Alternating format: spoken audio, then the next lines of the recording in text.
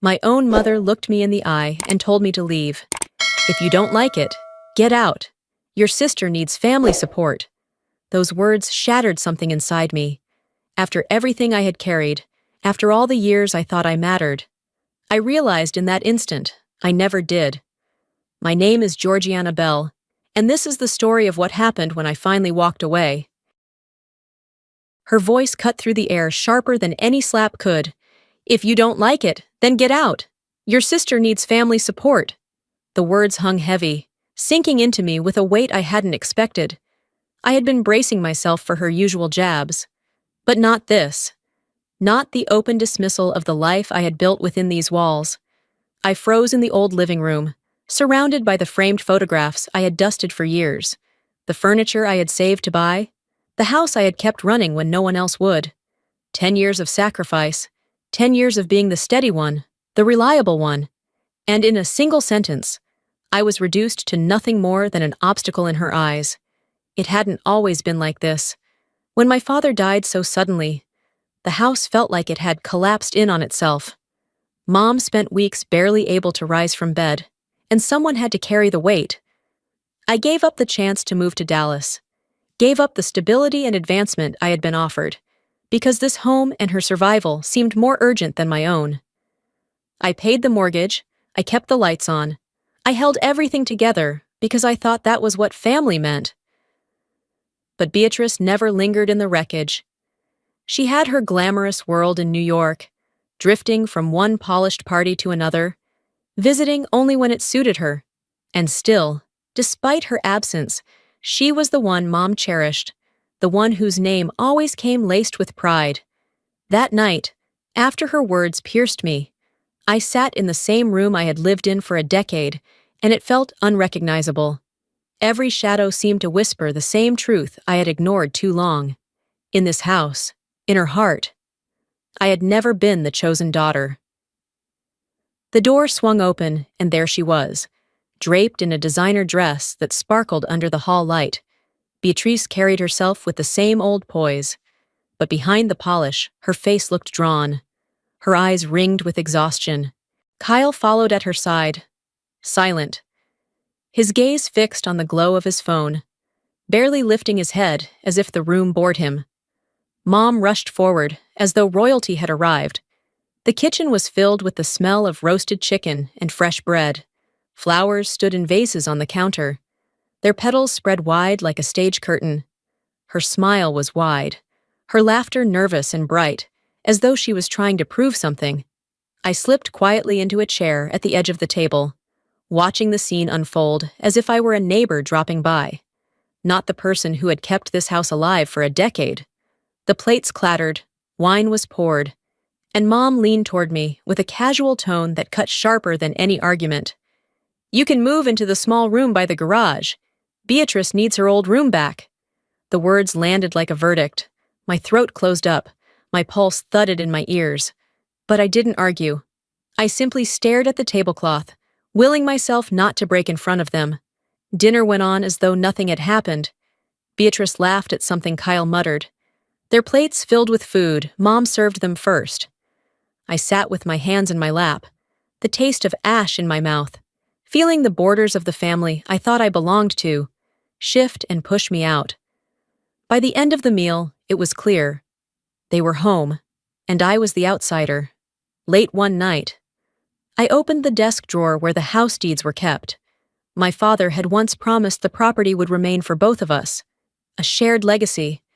But as I scanned the document, my name was gone. Only Mom's remained, written in black ink as the sole owner. My chest tightened. The ground beneath me seemed to tilt.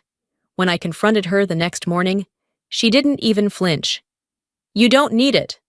This house should belong to the family, and your sister is the future, she said, her voice smooth, dismissive, as though what she erased was nothing more than a pencil mark. I stumbled back, unable to breathe. Later that evening, as I passed the hallway, I caught fragments of Kyle's voice through the thin walls. He was on the phone, his tone hushed but urgent. We just need more time. The creditors are pressing. We'll figure something out. The truth hit me like a flood. They hadn't returned because of love or family ties. They had come back running, from debt, from failure, seeking shelter in the very house I had been holding up all these years. That night, I lay awake in the cramped room by the garage, listening to the faint sound of laughter echoing down the hall. I curled beneath the blanket, realizing with a hollow ache that I wasn't the daughter who belonged here anymore. I was just a tenant in the home I had kept alive. The changes started small, almost easy to miss. First, the washing machine was gone, then the refrigerator.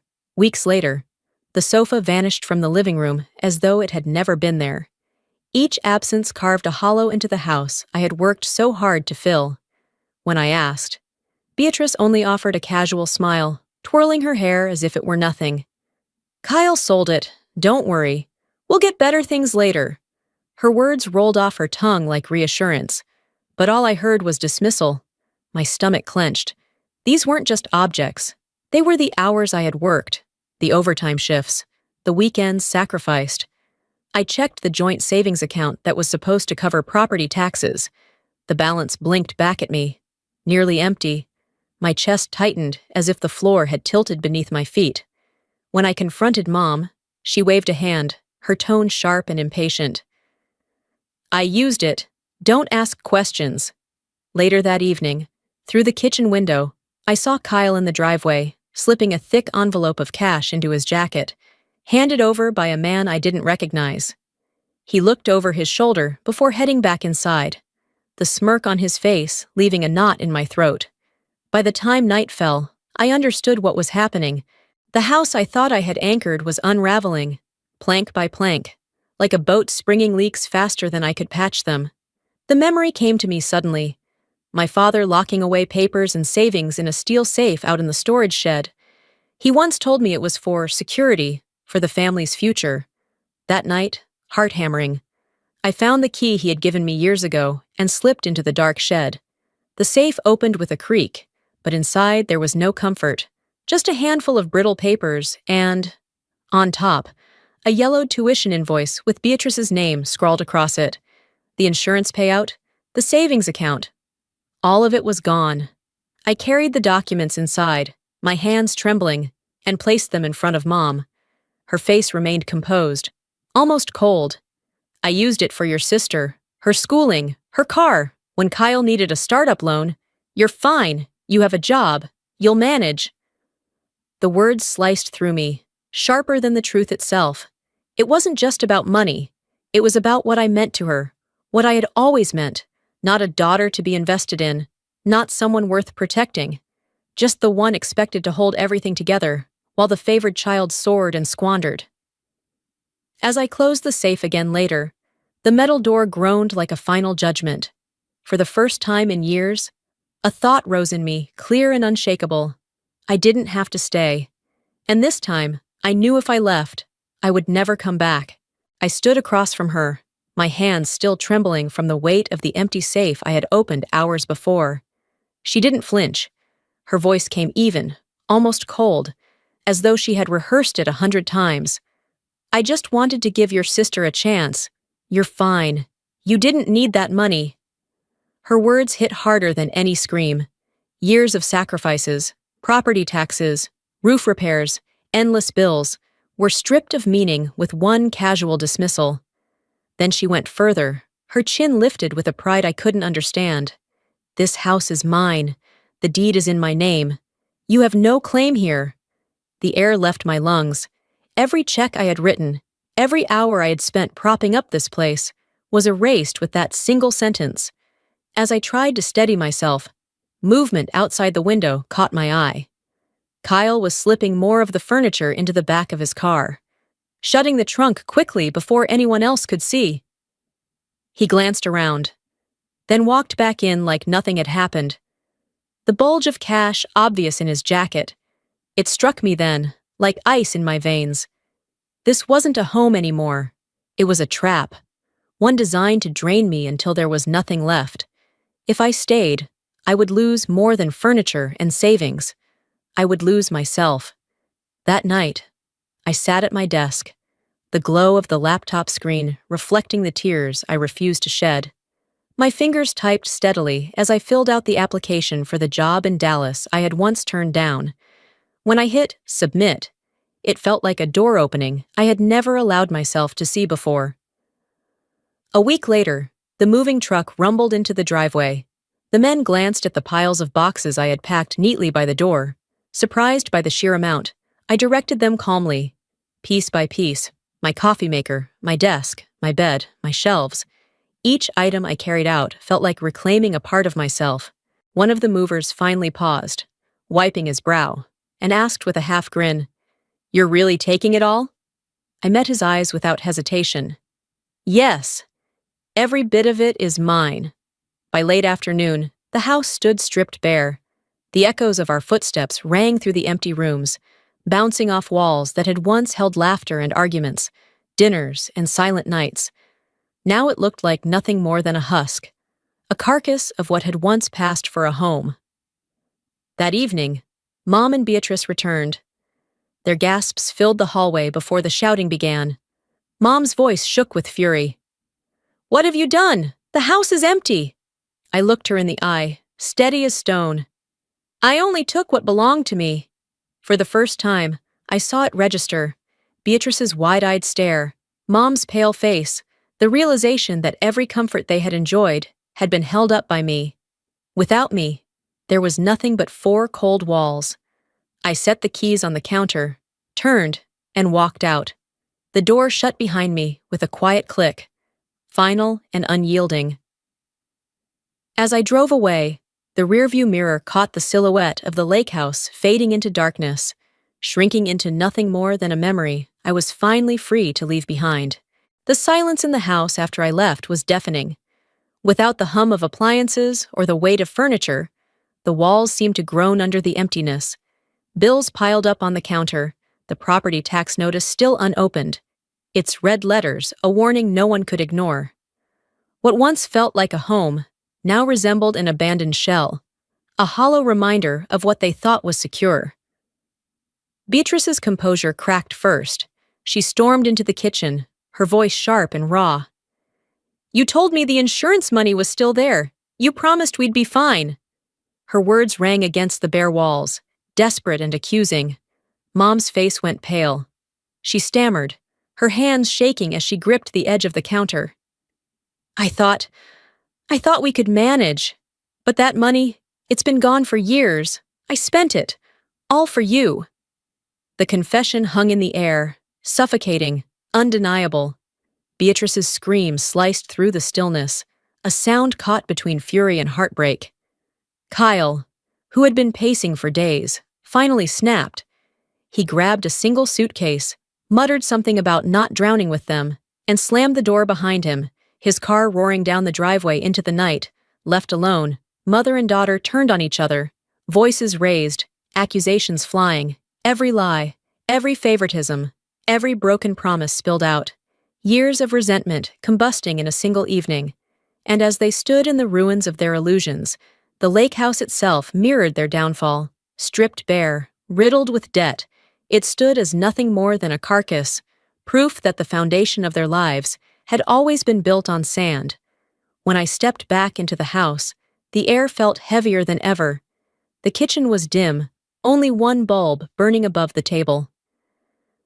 My mother sat slumped forward, her forehead pressed against her folded arms, the way she used to rest when exhaustion overcame her. Across from her, Beatrice sat rigid, eyes swollen and red, her hair disheveled, her hands gripping the chair as if it were the only thing keeping her upright. The moment they noticed me, Mom pushed herself up and rushed toward me, her face streaked with tears. She clutched my arm with a desperation that made my skin prickle. "Georgiana, you're the only one who can save us. Please, help me one last time." Her voice cracked on the word last, like she knew there might not be another chance. I set my bag on the counter and unzipped it. Without a word, I drew out a thick envelope and slid it across the table. They stared at it as though it might contain salvation. Mom's hands trembled as she reached for it, but when she opened it, only receipts spilled onto the wood. Property taxes paid, roof repairs covered, all stamped with my name. I kept my voice steady, even though my heart was pounding. I kept this house alive for years. Every month, every crisis. I was the one who made sure it stood. But it's not my responsibility anymore. You and Beatrice chose this path, not me. Beatrice shot to her feet, her chair scraping against the floor. You're abandoning her. After everything, you're just walking away. You're selfish. Her voice shook with fury, but underneath it was fear, naked and sharp. I met her glare without flinching. I gave up my 20s for this place. I gave up opportunities, stability, happiness. I didn't abandon her. She abandoned me the moment she erased me from this house and welcomed you back like a savior. Don't you dare call me selfish. The words cracked through the room, silencing them both. For the first time, the truth stood unmasked. Every scrap of security they had leaned on had been mine. Every bill paid, every roof that didn't leak, every light that turned on. It had all come from me. And now that I was gone, so was the illusion they had built their lives on. Mom's face crumpled, her mouth opening but no words coming. Beatrice's fury faltered, leaving her standing with clenched fists and wide, empty eyes. They had nothing left to argue with, no more lies to hide behind. I lifted my bag, slung it over my shoulder, and walked toward the door. The silence was suffocating, broken only by the faint sound of Mom's uneven breathing. My hand closed over the doorknob, cool and solid, and I pulled it open. For a moment I paused, the weight of years pressing against my back. Then I stepped forward, letting the door fall shut behind me. The latch clicked into place with a sharp cash, final and absolute. It was more than the sound of a door closing. It was the sound of chains breaking, of years of burden sealing themselves away. I knew, without looking back, that something inside me had finally ended, and something else had finally begun. A year passed, and life had reshaped itself in ways I once thought impossible. My days no longer revolved around putting out fires that weren't mine. I lived in a modest apartment in Dallas, sunlight streaming through clean windows, the silence broken only by the hum of the city below. The promotion I'd taken had settled me into a role I once dreamed of, but never allowed myself to claim. I was now the head of the finance department, responsible, respected, and finally secure on my own terms. Meanwhile, the echoes of the lake house had crumbled into reality for the two who stayed behind. Mom and Beatrice lost the home within months, the unpaid taxes and mounting bills forcing them to sell at a loss. The house that once stood as their pride was now someone else's. They ended up in a cramped apartment on the outskirts of town, their voices no longer carrying the same authority. Beatrice took a part-time job at a bakery, her once manicured hands now dusted with flour. Mom found work as an administrative assistant at a dental clinic, her days filled with filing paperwork and answering phones. Kyle had long since disappeared, leaving behind nothing but silence and unanswered calls. One morning, as I sat in a cafe tucked on the corner of a busy street, I opened my father's old notebook of financial lessons, its pages worn but steady in my hands. Steam rose from the cappuccino in front of me, the taste warm and rich on my tongue. For the first time in years, I breathed without the weight of someone else's burdens pressing against my chest. A smile tugged at my lips, unforced, quiet, entirely my own. They had believed I was a burden, but the truth was undeniable. I had been the foundation all along. When I walked away, their world collapsed, and in that collapse, I found something far more valuable than their approval. I found myself.